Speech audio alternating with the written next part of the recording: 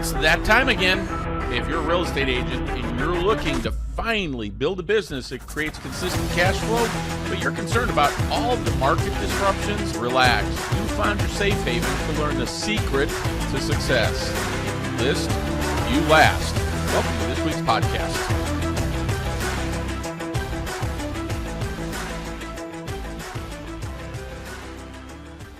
Hey, welcome fellow listing agents. Bob Mangold, the listing coach here with episode 39 of the If You List You Last podcast. As always, thanks for listening, sharing, and downloading.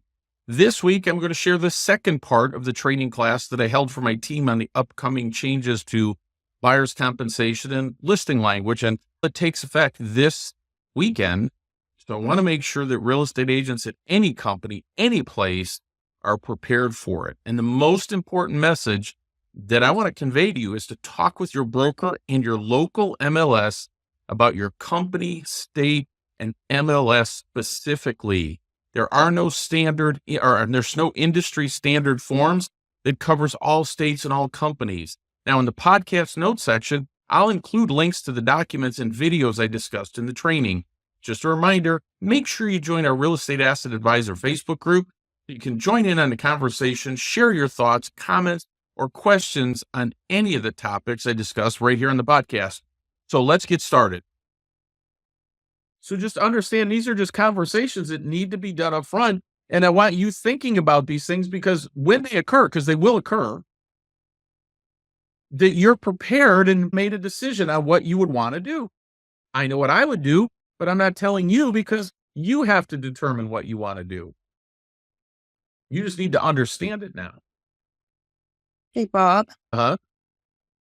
Do you know, will we be able, when we're trying to look up comps, are we going to have the ability to see if a seller, for example, a home sold for $420, but $20,000 was seller concessions? Is that going to be somewhere within the MLS so that when we're looking up comps, we can compare that? Because you can't have a seller say, I want top dollar, but I'm not going to pay a buyer broker anything. And top dollar is paying a buyer broker. Do you know what I'm saying? I do. And it's 100% like a great question. Unfortunately, my answer has to be, it's going to depend on your MLS. When I say every MLS is making their own rules, that's not hyperbole. That's a fact. Bob, I can tell you that Bright in the East here will display concessions after closing. Again, Good reason. My thought would be that you almost have to. And if it closed, it doesn't matter. You're not hurting any negotiation leverage or anything. I can't see where that happens, but it's up to the MLS. And it's up to, if lawyers go, hey, that'd be a good reason for us to sue them, which I can't see that, but check with your MLS is the right answer. So for Fred in Bright, that's the answer. It will be. Karen, you're California. You're a different country. Thanks. But it's true. Oh, yeah. Yes, I can't argue that point. I'm going to sit in on a town hall, an NAR town hall this afternoon with our Gov Hutchinson from CAR about this stuff as well. So I'm going to ask guys, that. I would tell you, as many of those kind of events that happen, whether they're NAR, your company, your MLS, our company, other companies that let them in, it doesn't matter. I don't know of anybody else who's doing that, but whatever. If they do, you need to get educated. And this one, Gov Hutchinson is our CAR legal guy. So the big one. Yes, I want to hear what he has to say. And the other thing too, folks, I just put in the chat box the link to the page that you see on the screen right now, which has all these forms, has some videos, scripts. It's helpful. If you're listening to this on the podcast, it's down in the description in the podcast because I'm going to put it in there. As a company, we have made the decision to share this with every agent at every company. So you're more than welcome to take these, but do not take them as, hey, this is the rule, or you work for Bob's independent brokerage and, well, Bob told me that's how it works. If your broker didn't tell you and your MLS didn't tell you, don't use our forms. If you bring our forms to your broker and they go, damn, those are good, let's use those. Cool, do that. We know that's happening and we're encouraging it because they are. And there's a whole bunch of things here for overviews and things like that. You can watch the video there. Here are all the forms, right? Forms and practices, some of the scripts. We've tried to take and download a seller net sheet, download a multiple offers review sheet. Guys, I don't know of any other company that's done this. One of the conversations that I would have with a buyer is, hey, before we write an offer, I will find out if the seller's open to concessions, if the agent will tell me, and we'll prepare a net sheet that would show you what the cost of this transaction would be to you, and then you can make the decision on how you'd like to proceed. So if they call up the listing agent, go, yeah, they'll pay up to 1%, and you've got a buyer broker agreement at 3%, you're going to need to put that difference in there, or you're going to do what we've done for decades, folks. You'll raise the price to cover the cost of that. That's all. Now, you got to be concerned whether it'll appreciate appraise or not, but that's the way it is. And so at the end of the day, this page has a lot of great information on here. This is that video I was talking about where Leo was talking with Tom Ferry. And so just different news articles here. One of the things I will tell you guys, if you see this nonsense on social media about, hey, we're not paying buyer's agents, you need to go in there and stop it and say it's bullshit. You're ignorant. Chris Andrews, you're on here, right? The reason I asked, I know he liked one of my comments on one of these posts today. Nope, he had to leave. Anyway, I've seen a bunch of posts on there about anonymous participant. What's with EXP not paying buyer broker? I'll never show an EXP house. Damn MLM is like, man, you're not even educated. Those are the agents that will create headaches for us, folks. So you can go to the EXP Seller Toolkit site. All these forms are on there. It should be in your SkySlope also. And there's all kinds of Q&A and things like that you can go through to do it and get what you need. So like I said, this is all on this page, but it should be in your SkySlope. Here's your single property. So let's talk about that for a minute. The single property buyer broker agreement does what? See, it looks the same. What's it do? Allows you to show one property. One property. If they wanted to see one property today, one property tomorrow, another property the next day, you would have to fill out one of these. I don't know why you would do that. Then you have your buyer broker agreement. But remember, we have two types of buyer broker agreement, exclusive and not exclusive. What would a non-exclusive buyer broker do? Anybody know? It says, I'm going to sign this with Karen, but I could sign it with Robert, and I could sign it with Jerry, and I could sign one with Alexis, and whoever the house gets paid. Whoever writes the winning offer gets paid. The others don't. Can I ask a question? Why would we do that? Time waster. I personally, again, I'm only giving you my opinion. I would never do that. I'm signing exclusive buyer broker agreements, period. But that's me. You can do whatever you want. The single property, that's really meant for like that whole Zillow kind of thing, right? That's what you would use if you wanted to be a Zillow touring agent. Guys, here's another question. And I know agents are doing it. And whatever, if they need the money, they need the money. But why would I go and show houses for 7 days, have no loyalty, and next week they go to a different one? Just your choice. It's not good or bad. It's not my opinion. It doesn't matter. It's what each agent makes the decision how they want to run their business. Bob? Yeah. Do leases fall into this as well? I'm sure they do. I haven't asked that question specifically, but I'm sure it No, does. they don't. We've asked that. Okay, but Fred, you can't make that comment though, can you? It does it in They Virginia. don't. Our broker. In Virginia. David's in Texas. It may in Texas. I don't know the answer. So my real answer is ask your broker, because what is true in Virginia is not could not be true in Texas too. That's all. So I'm not saying it's not. Within the context of do open houses, and the two questions came up. One was, Fred, it doesn't matter. Everything is state and MLS specific. What you heard for Virginia could be different everywhere else. It's true. well, I'm but from in this Texas. particular case, she asked about open houses and rentals being part of the settlement on a national basis. So you're right. Check with your broker. Open houses don't need it, and rentals don't need it, nor does commercial. Open houses definitely don't need it. So here's the other thing. As long as you brought up commercial, Fred, this is how commercial brokers have always worked. Like they're looking at the residential side going, what the hell are you people freaking out for? This is how we do business. They think it's funny because this is how they've always done business. So I know we freak out on the residential side, but guys, it's not the end of the world other than, man, make sure your paperwork is right. That's all. And if you don't know, go ask. Don't assume. Well, I think that's what it means. Don't do that, is what I'm telling you. That's all. I'm in Texas, and this morning Karen Richards gave a really good, she's the overall broker for Texas, gave a really good synopsis on how to accomplish this.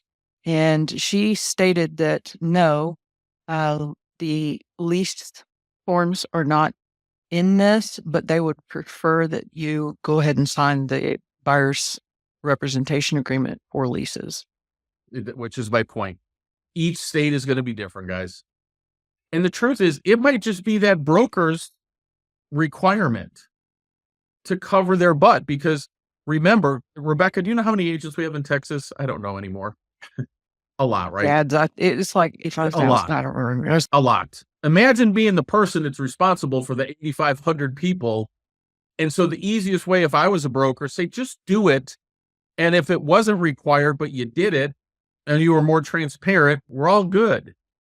So it could actually come down to even the broker's desire for how you do it because you're working under their license.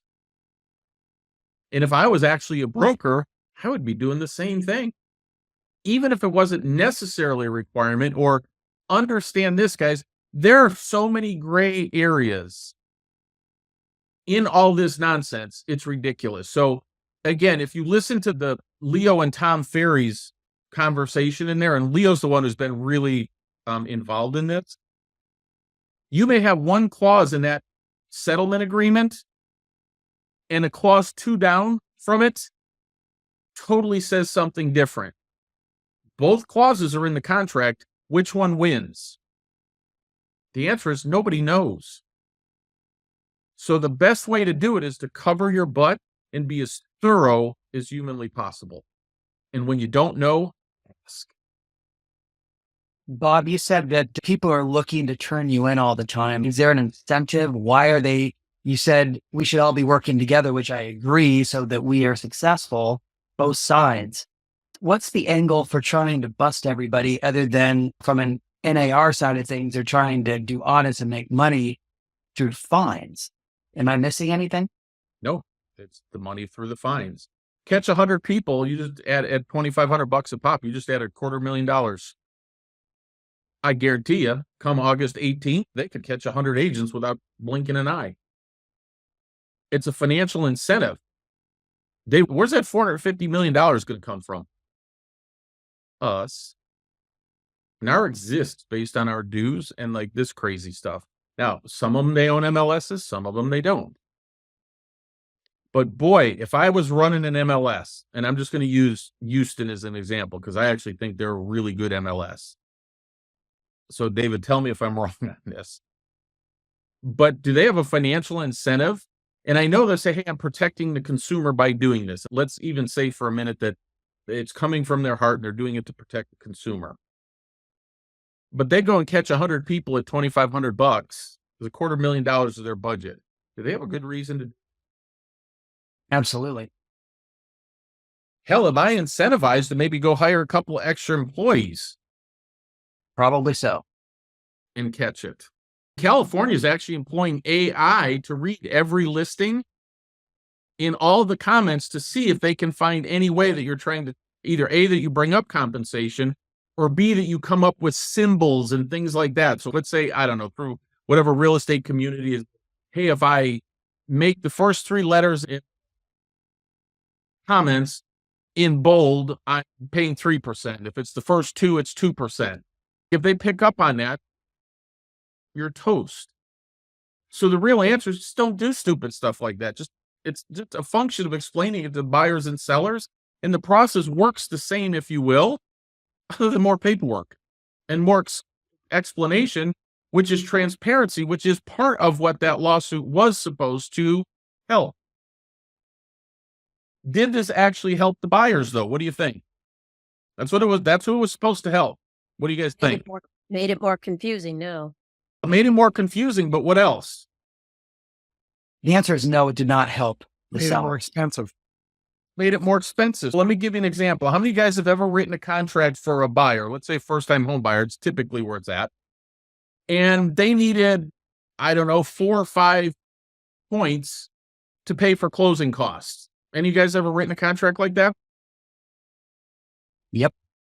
So now let's say your buyer needs 4 points for closing costs so they can close the deal, but you get 3 of the seller, you get 3 on the seller concession.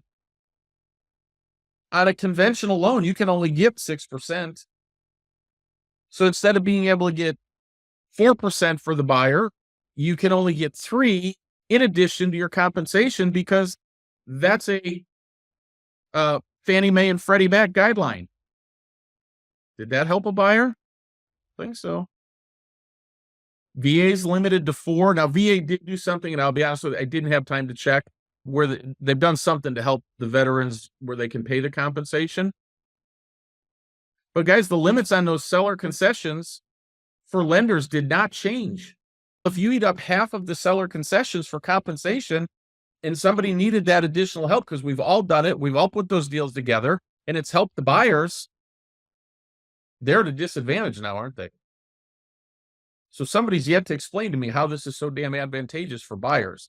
Now you have buyers that are going to be willing to give up representation that will go to listing agents that'll do that stuff and not get compensated or lower their commission to do it, but not be represented right and not go in and be able to negotiate a deal because they're dual agents. Did the buyer really, and when it's dual agency, does the buyer or seller win in dual agency? The answer is no.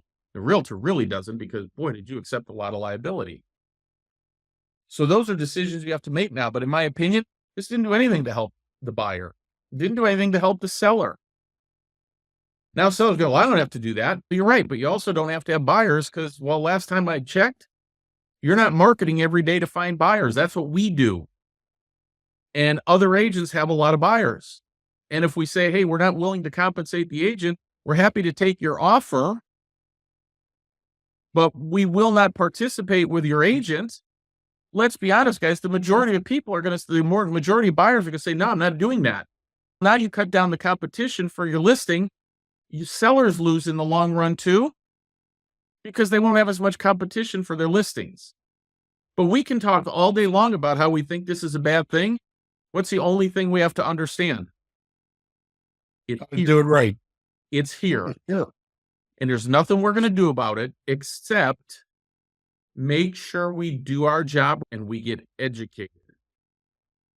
And I do believe that's the opportunity that's out there because I believe many agents will not educate themselves. I believe many agents will go, oh, hell, I'm not doing it this way. I've been doing it this way forever. Cool. Let them do that. Eventually, you'll have less competition because of it.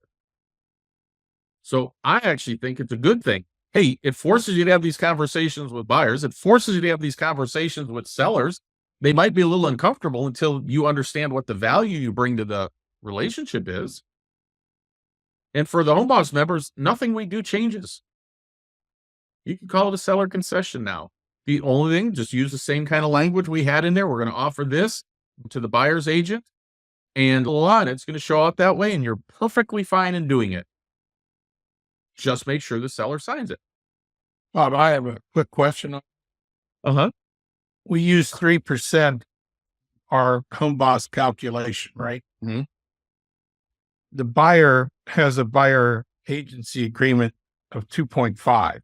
This buyer can't take advantage of the 3%. The 3% is used to calculate the agent compensation. How do we net out the 0.5%? What would happen in that scenario, Fred? That 0.5% is credited to the buyer. It's credited to the buyer by The buyer. Right? So to the remember, buyer by the agent. yes. Okay. So remember, compensation now goes between the seller and the buyer's agent. So if the buyer's agent says, hey, I agreed to take 2.5%, the seller, I was willing to pay 3%, and I have it in the listing agreement, that's what we promised. My Mr. Agent, you're going to get sent 2.5%, and the buyer is going to get credited 0.5%. Okay. From the buyer agent. Right. But it's important to understand when you select buyer broker agreement, whatever you sign it for, you can always take less, Yes. but you cannot take more. Now, here's another Now, question. How's it going to get disclosed? What's that? How does that get disclosed as far as from the listing It'll have to agreement? be in the offer. Okay. So here's the other thing, guys. Remember in prehistoric times like last week, you could never talk about compensation in the contract. Can you now? Yes. Yes. As a matter of fact, again, on the Bright contract, it has item D, seller subsidy to buyer, and item E is seller payment towards buyer brokerage compensation on page 1. So again, I will tell you, Fred, ask your broker. But the way I'm just saying that's I what would it is. interpret that as you're going to get 2.5 is going to the buyer. So whatever line you told me it was on. So they literally did it where you could break that down, which is cool. But other MLSs may not do that. Right. That's all. This is the contract. But so that's what I'm telling you. Contracts and everything are different in different MLSs. Oh, absolutely. I understand So that. that's all. Trust me, guys. I wish there was a way we could make this standardized. It's not. Down the road, I think it will be, but it's not right now. Do you foresee each brokerage doing what EXP did, writing their own I think they have to. listing agreements? I'm not worried about listing. I'm saying, what happens if we get 7 different buyer purchase agreements? What I would say is that most will probably go to this form that I have on the screen, the direct compensation, where you're disclosing. You're paying the broker. You're paying the buyer, not me. That's all. Okay. Because anything that has to do with a payment, right? So payment comes into EXP, or it doesn't matter what company, and then it goes out to another company. We just got in the way of, hey, were we negotiating compensation? Was that fair? So you open yourself up to more lawsuits. So remember, one of the reasons, because I've seen some of these comments in social media too. What the hell did they do that for? Because we are a nationwide brokerage. We are not a franchise. We are the only nationwide brokerage that operates as one company. So guess what? We have to protect everybody. So the easiest way for us to do it is saying, hey, we're out. Mr. Seller, Mrs. Seller, you pay the buyer's agent, whatever it is that you agreed to in the contract, and we're out of the way. That's really what we did. Because if we're out of the way, can we get sued for that? No. And again, what's the other people? Oh, lawsuit, big deal. Hey guys, we're publicly traded. Many of us have become tremendously well off because of the stock. Do you want to see the stock tank? Because we got a million home sellers in a class action lawsuit for how we handled commission after this. If you own stock in this company, you don't. Right? If you're just, whatever, independent agent or Bob's Century 21 or Bob's Remax or any of those, and the franchisee goes under, your life going to change? You're going to go online and you're going to switch your license to another brokerage and have a good day. You're good. Doesn't work like that for a nationwide company that's publicly traded. We got more risk in that. They did a fantastic job, in my opinion, of protecting their agents through this. So I do believe that eventually every company will get to this. But remember what I just said, if there's franchise companies Let's say they got 2,000 franchises. Each one of those are individually owned and operated. They can make whatever decision they want. It's not like the franchisee. They could amend their franchise agreement, but that's not always easy. We just have a different setup in this company because we are one company nationwide. And they did a hell of a job of protecting the agents. That's it. We're still paying buyer's compensation and everything else. It's just going from the seller to the buyer's agent. Period. What other questions do you have? I put the toolkit in the chat box. I put that video, even though it is, I believe this is the one. Let me just verify. Yep, that's the one. I did put the link in there for that too. I highly recommend you watch that too.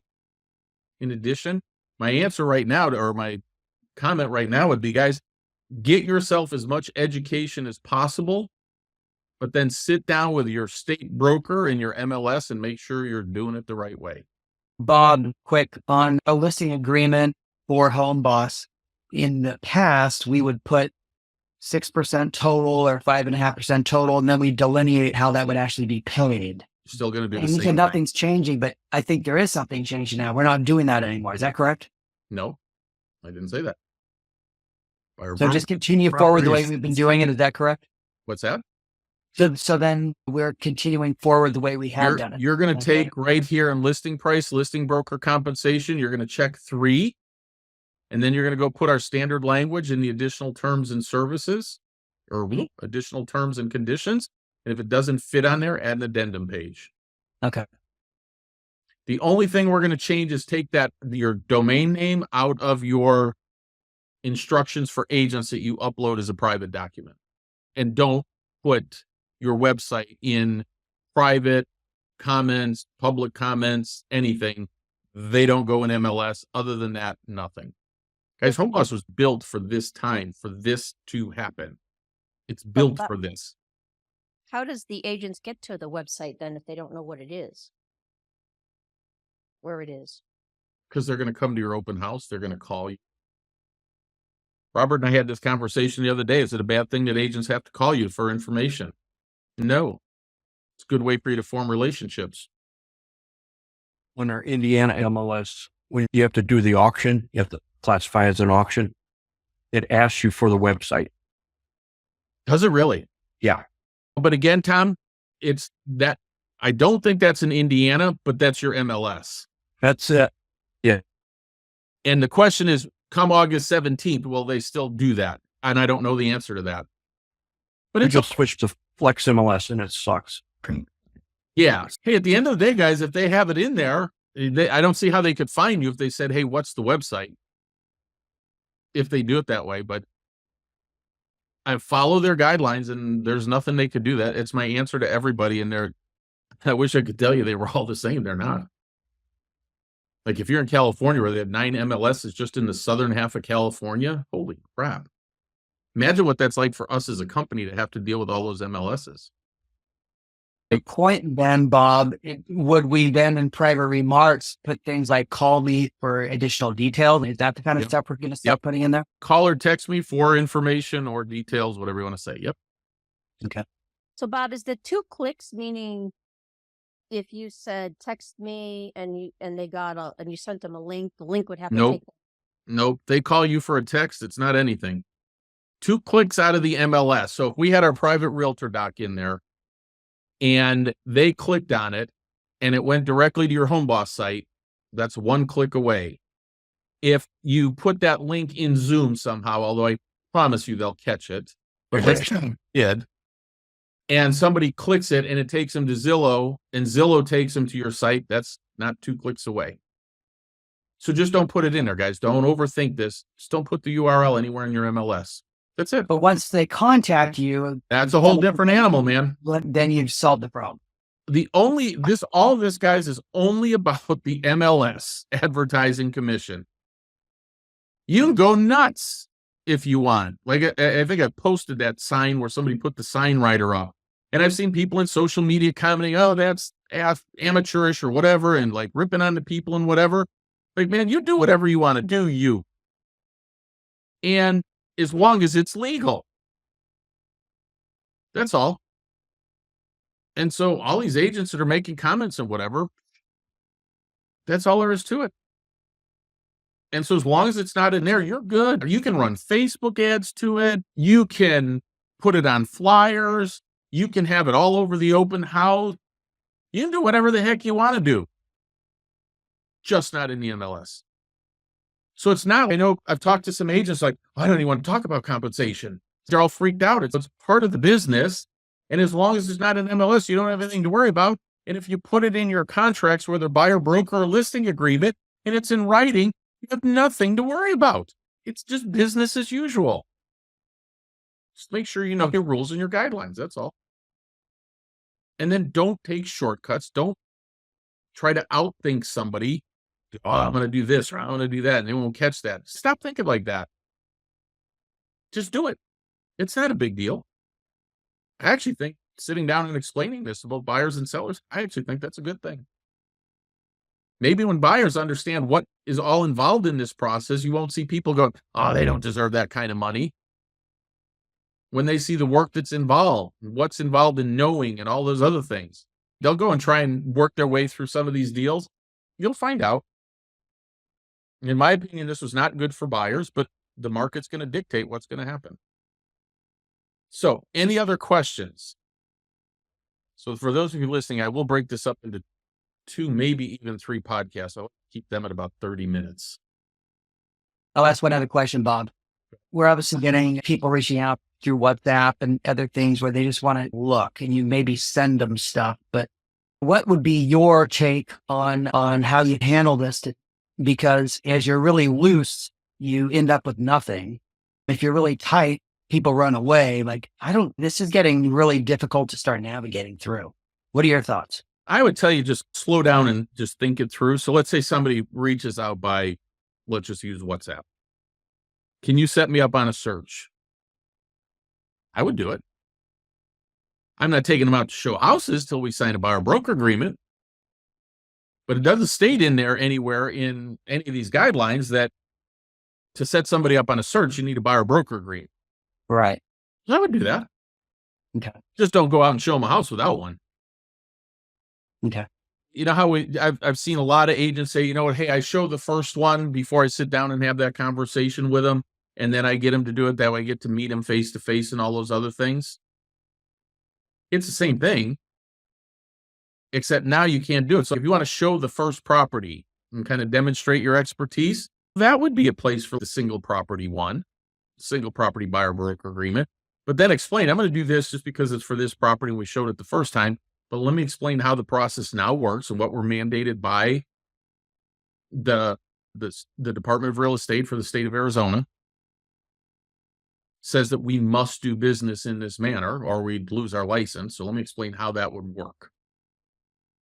So Bob, taking to the other idea where you said, when you're writing down the compensation, you said 3% as an example for traditional type listing, but you said for maybe new home up to 5%.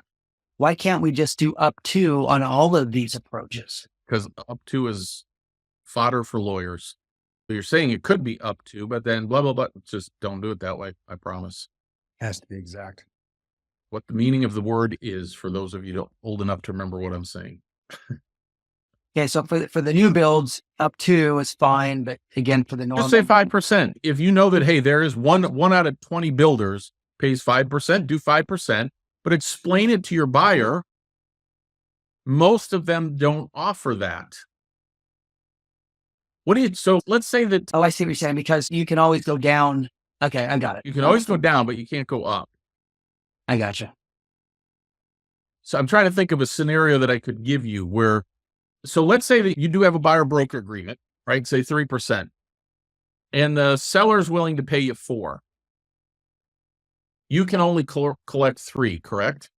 Can you do an addendum to the buyer broker agreement stating that, hey, on this property, I'm going to do 4%? Yes. If the buyer agrees to it, right? And It's got to be, so you can addend a buyer broker agreement. You're just going to have to get the buyer to Sign off on accept that.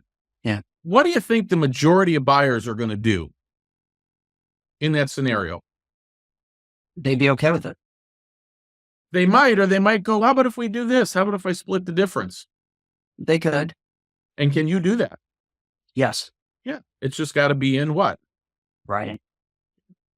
So that's what I said. So it's not that, ooh, you can't do business or all these things that everybody's freaking about. You can do it. It just has to be in writing, and you have to have these conversations. You just can't just do it that way. Oh, this is something I just noticed in here too. Broker is or is not authorized to disclose the existence of offers, including sales price or terms. Oh, this is actually in the listing agreement now. I think this is pretty cool. What would you guys, if the people go, I don't know, what's your opinion? What would you guys say?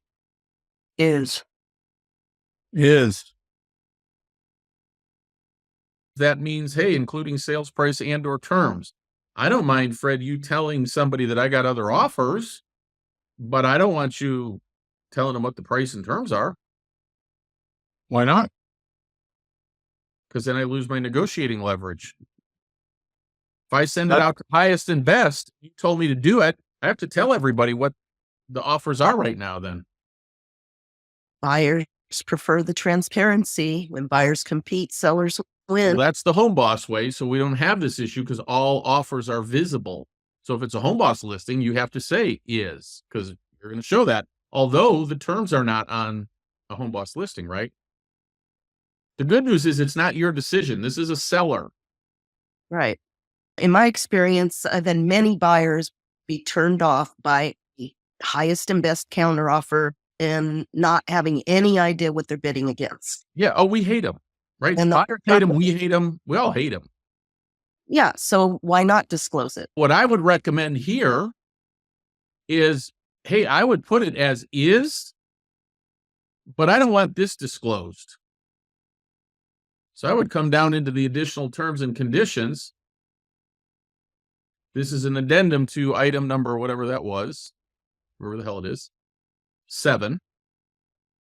Broker authorized to disclose the existence of offers excluding sales price and or terms. Is there any reason you can't put that down here? No. It's just the seller agrees to it. Now, I'm going to tell you what I would personally do. Anything that I have additional terms and conditions, I would have them initialing. Yep, I know it's in there. Yes, I know there are signatures, but I would have them initialing this stuff. My answer to everything is you can't be too careful. You can't be too detailed. Initial it. If you're doing any kind of changes to anything or they're not 100% clear, initial. This is all pretty basic, clear stuff. But if you have things that you're going to add like that, just have them initial it on top of it. Yeah, you're disclosing it. It's initialed. You did everything you could to make sure that they understood what they were agreeing to. Does that make sense? Yep. And then in addition to the language at the bottom, would you also cross out the language in that line? Wait, so you broke up somewhere about halfway through that. Oh, so just curious if it would be a good idea to also cross out the language in that line about the terms and the price. What I have on the screen right now is 20, 21, 18, 19, 20, 21. Which clause? Oh, I was just saying if you're going to add that language into section 21 and about item 7 with the price and terms, would you also cross out the language about the price and terms in 7 and have them initial that? 7 is the authorization to promote. Where the broker is or is not, Bob, in that parentheses. Oh, here? I wouldn't cross it out because that will simply amend it. Yep. That's all. Could you? Sure. Is it going to hurt anything? Technically, think of it. And here's what I was going to say. You could cross it out and have them initial it. Exactly. And then you're putting it in the additional terms and conditions. So absolutely. Here's what I'll tell you. Whatever you can do to be as thorough as humanly possible, the better it is. Just the better it is. Gotcha. So I wouldn't be afraid to do that. No. As much detail and clarity as you can have, the better you protect yourself and them.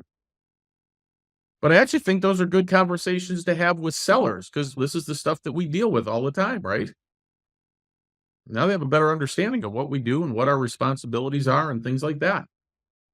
For me, I'm just not a fan of giving up anything that I give up negotiating leverage. That's me.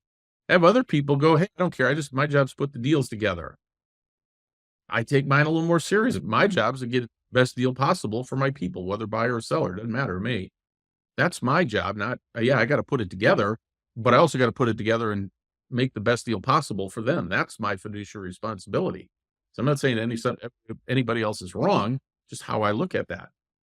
I take that whole fiduciary responsibility thing really serious. Any other questions?